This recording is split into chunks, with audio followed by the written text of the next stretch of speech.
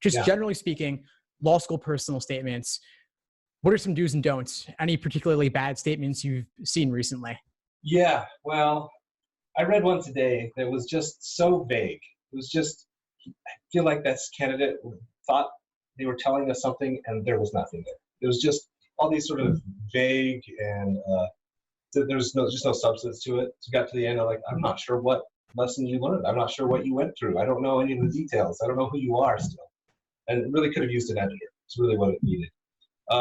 As a general rule, I mean, the personal statement is generally, it's our best chance to get to know that. So we really like to just find out who you are. We don't have a guiding question for our personal statement. It's pretty wide open, but it's always, I think, a good idea to come up with your own thesis. What do you want to tell us about yourself?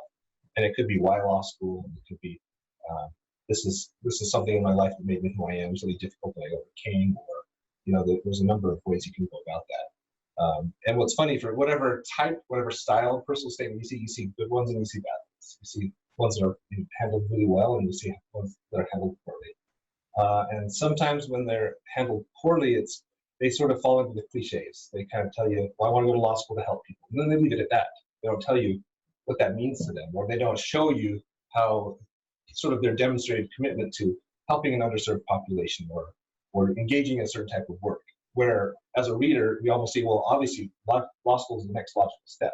Like, you can put the pieces together really easily when it's done well. And so those are, some of those things make a difference when we're reading it. Of course, just almost like 7th grade writing advice, well organized, that 5-paragraph paper. You don't want to be introducing new ideas at the end. Like, having some structure really matters. It really helps. And of course, again, like I mentioned before, taking it to an editor, that makes a difference too. Yeah, I really want to emphasize that, especially getting it edited. There is no reason not to have a second or third or fourth or 10th pair of eyes look this over while still making sure you retain your own voice. I mean, the writing sample will be the unfiltered writing, but there's no reason it can't be edited and perfected. Yeah. And like you said, the part about kind of retaining your own voice, obviously there's editing for grammar and spelling, which matter. But there's also the editing, like, to say, is this coming across? Is the tone that I was hoping to strike? How does it maybe take it to somebody who doesn't know you? So what do you think of this person, that you're reading? Does this come across as, sometimes people come across as arrogant or privileged, or complaining, whining. Others times, you're hitting the right tone where you're coming across as confident, and also somebody who's been introspective and has learned a lot and has grown as a person and is eager for law school to be the next step. So tone, you can have editors that help you with that too.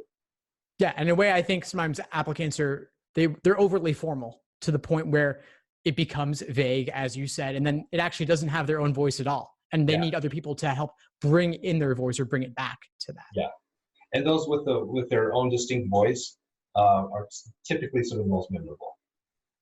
You feel like, oh, I know this person. I see this person, and it helps them because you have their transcript, you have their LSAT scores, you have their numbers and some of those things, but it helps you see them as a person, helps them shine through, and that's pretty exciting. Thanks for tuning into the show. Please subscribe if you haven't done so already to be notified of new episodes as I release them, and feel free to reach out if you need anything at all as you move forward with your prep. I'm happy to help however I can. In the meantime, I'll wish you all the best and take care.